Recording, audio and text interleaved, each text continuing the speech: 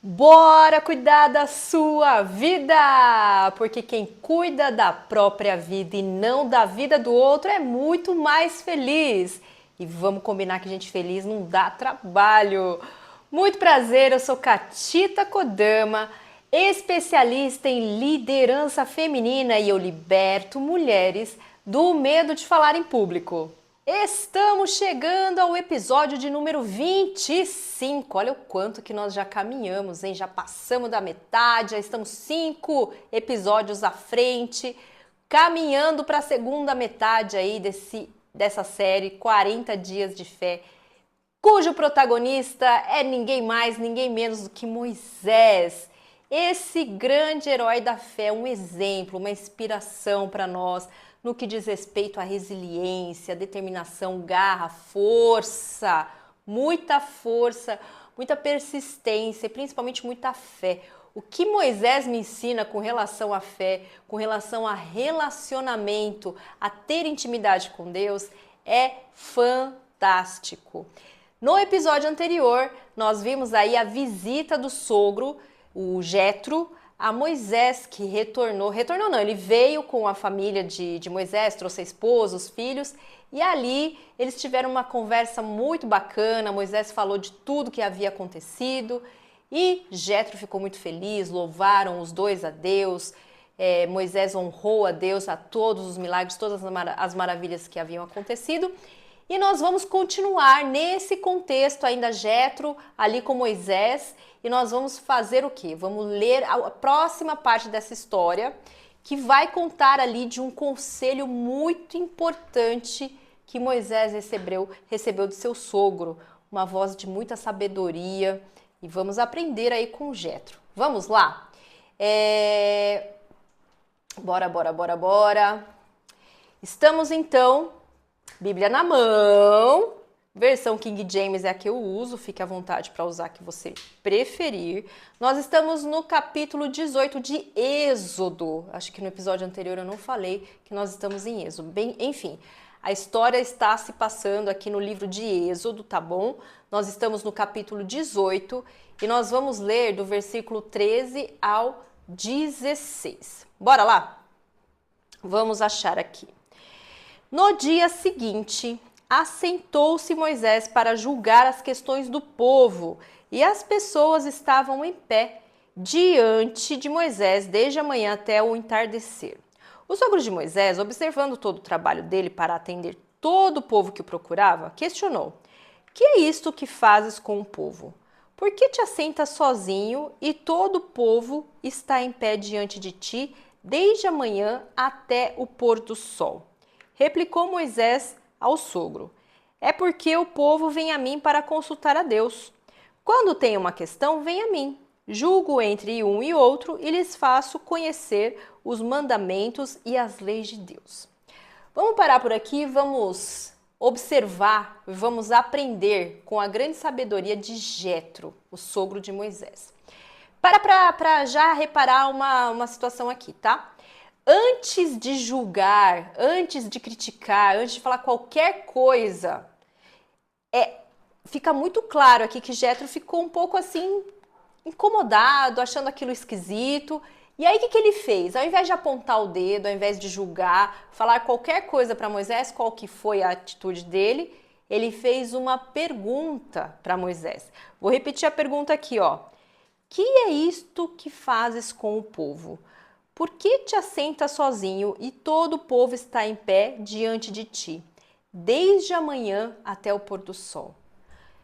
Sente a sabedoria desse homem nessa pergunta. Essa pergunta, ela traz um questionamento, mas sem ser agressivo, sem ser julgador. Ele simplesmente está querendo entender o cenário. E isso é algo que eu tenho feito muito e aprendido a fazer na minha vida. É dar ao outro o privilégio da dúvida. Fazer perguntas antes de sair julgando. Isso evita tantos desentendimentos, isso evita tanta, sabe assim, aquela coisa de, eu achei, eu pensei. Cara, quem acha não sabe, quem acha não tem certeza. Então pergunta, não sabe, pergunta. Tem vergonha? Tenha vergonha de julgar, tenha vergonha de sair falando besteira. Pergunta. Simples assim. E vamos continuar aqui para ver o que foi que se deu aí de desfecho dessa conversa. Então vamos continuar lá nos versículos 17 e 18. O sogro de Moisés lhe sugeriu: não é bom o que fazes. Certamente em breve ficarás exaustos, tu e teu povo, porquanto essa tarefa é sobremodo pesada para ti, não te será possível realizá-la sozinho. Aqui de novo, perceba que Jetro ele olha para a situação, não concorda e ele fala o quê? Ele fala que a situação não é boa. O que você está fazendo não é bom. Ele não ataca o Moisés, acusando o Moisés. Ele não dá adjetivos para falar: ô Moisés, vou te falar, hein, cara. Porra, tá fazendo tudo errado. Poxa vida, Moisés, tá fazendo tudo errado. Ele não vai no Moisés, ele vai na situação. Olha que comunicação clara, objetiva, direta, reta, mas de forma educada, de forma respeitosa, sem ser ríspido. Olha o tanto que esse homem tem para ensinar pra gente, pelo simples fato de se comunicar. E o Jetro, com base no que ele havia observado ali, ele vai e dá um conselho para Moisés sobre delegar essas tarefas, focado nessa questão aqui do julgar, que ele fica ali fazendo todo esse julgamento do povo durante o dia inteiro. Só que presta atenção, olha mais uma vez a sabedoria do sogro, o Jetro, do sogro de Moisés, falando sobre delegar, que não é só sair entregando atividade, jogando no colo das pessoas. Presta atenção, vamos ver aqui, ó. Vamos para o versículo de número 20, vamos ver o que ele está falando aqui, ó.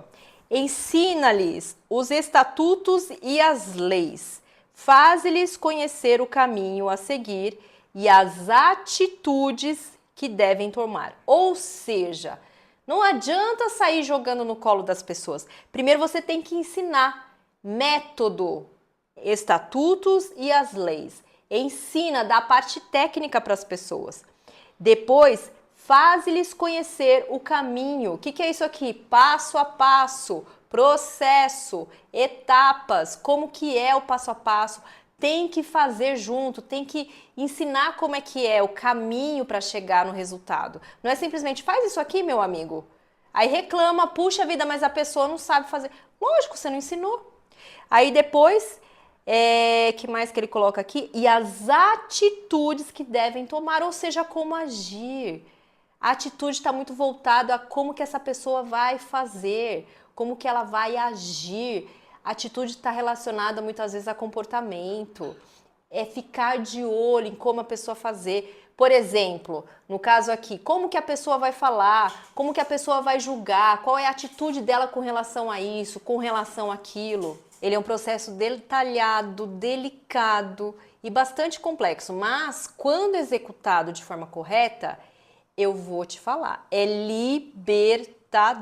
E vamos continuar aqui porque Jetro não parou por aí, ele deu mais orientações ali para Moisés. Vamos lá para o versículo 21.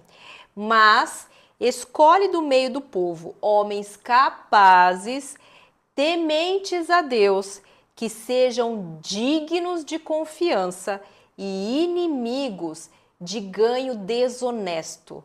Olha quantas características para fazer o filtro desses homens, hein?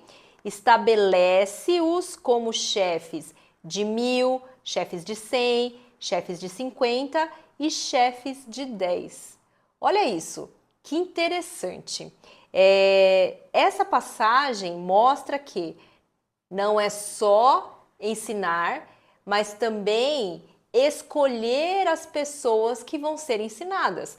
Porque não pode ser qualquer um aqui. Você viu quantas características, quantos filtros, quanto que essa peneira tem que passar para chegar nessas pessoas? Porque não é um trabalho qualquer, é uma pessoa que vai julgar se é correto ou não dentro das leis de Deus, dentro daquilo que Deus estipula como sendo correto ou não.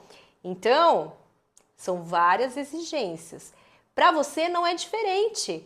Você tem lá a sua equipe, o que acontece?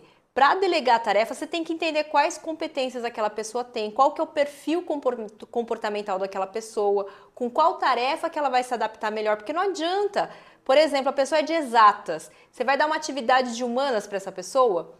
Não vai render, não vai dar certo. Então precisa entender, precisa mapear, precisa fazer um direcionamento adequado dessas atividades para a pessoa. E foi exatamente assim que Moisés fez.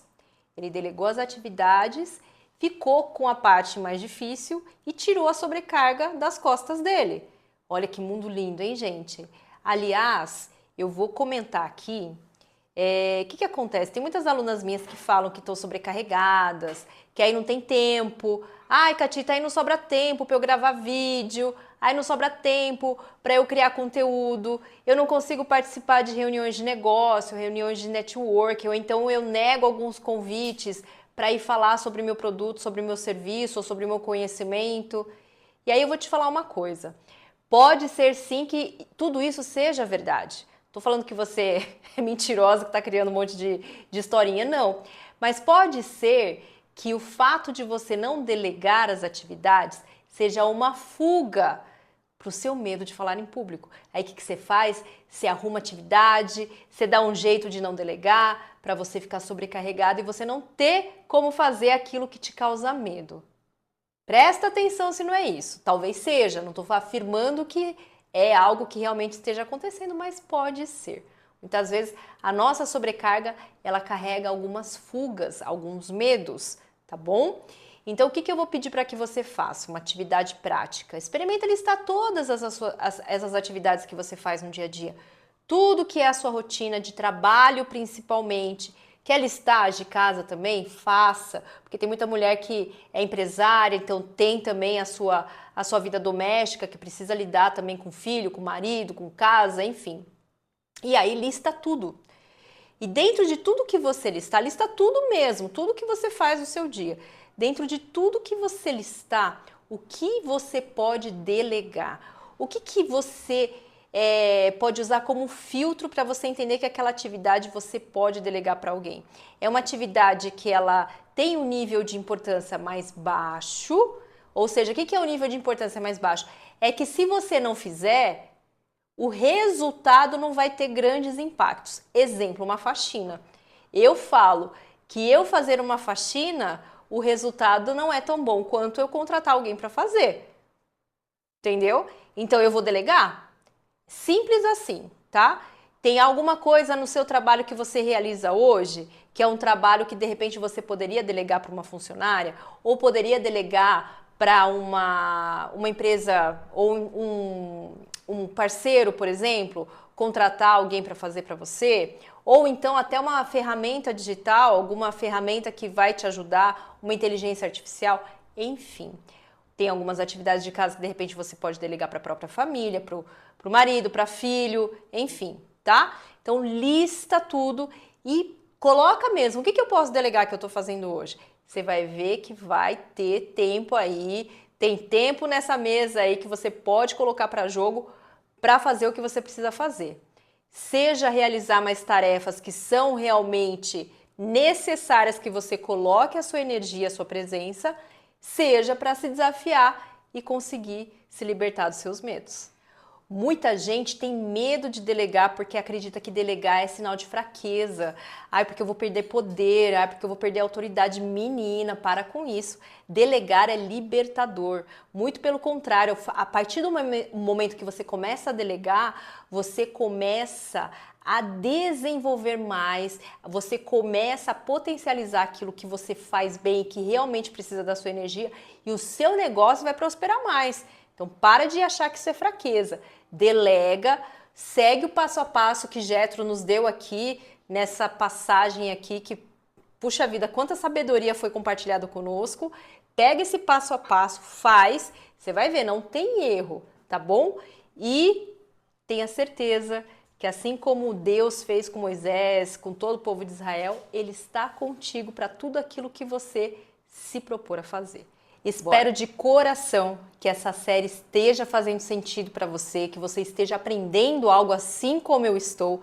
Se esse vídeo fez sentido para você, te ajudou de alguma forma Deixa seu like, compartilha com alguém, com uma amiga, com alguém que você ama.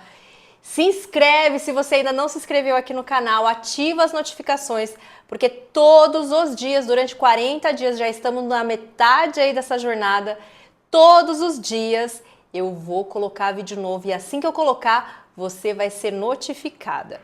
Bora cuidar da sua vida e até o próximo vídeo!